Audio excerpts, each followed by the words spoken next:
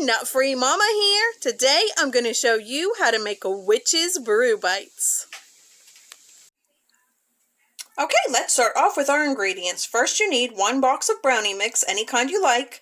I'm using the dark chocolate because, you know, witches' cauldrons are usually black. Or you can make your own brownie mix. That's totally up to you.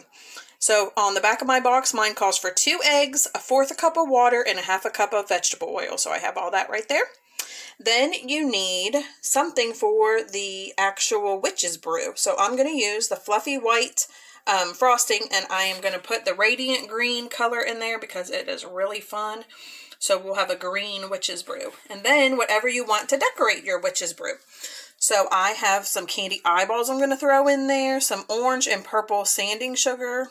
I think that will be fun. And then I have 12 pretzel sticks that I broke in half, and those will be my stirring spoons for my witch's brew.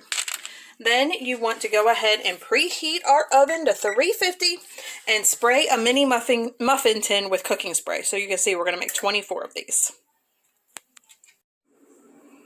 Alright, next we are just going to go ahead and make the brownie mix per back of the box. So I just have my brownie mix, my oil, my water, and my 2 eggs in here. And I'm just going to beat those with an electric mixer until they're combined.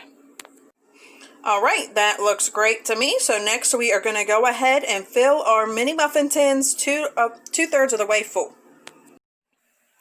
Alright, my cauldrons are ready to go into the oven for 10 to 15 minutes, and I still have a lot of batter, so I'll actually be able to make more than 24. So I'll have to get some more of my pretzel sticks out, but that shouldn't be a problem.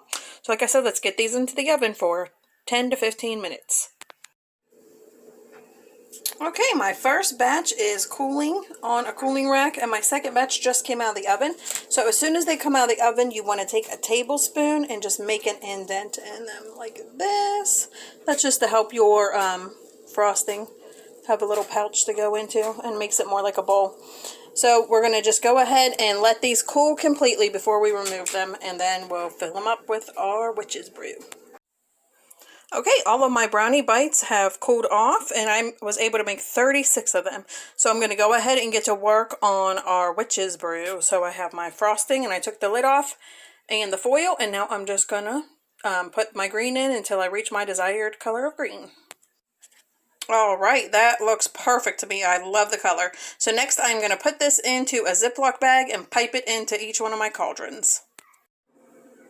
Okay, all of my witch's brew is piped into the cauldron, and they turned out so cute. And I had plenty with that 15% more frosting that I got. So if you are going to make the big batch like I did where you get 36, make sure you get that frosting because you will need it all. So now it's time for the fun. Let's get to decorating.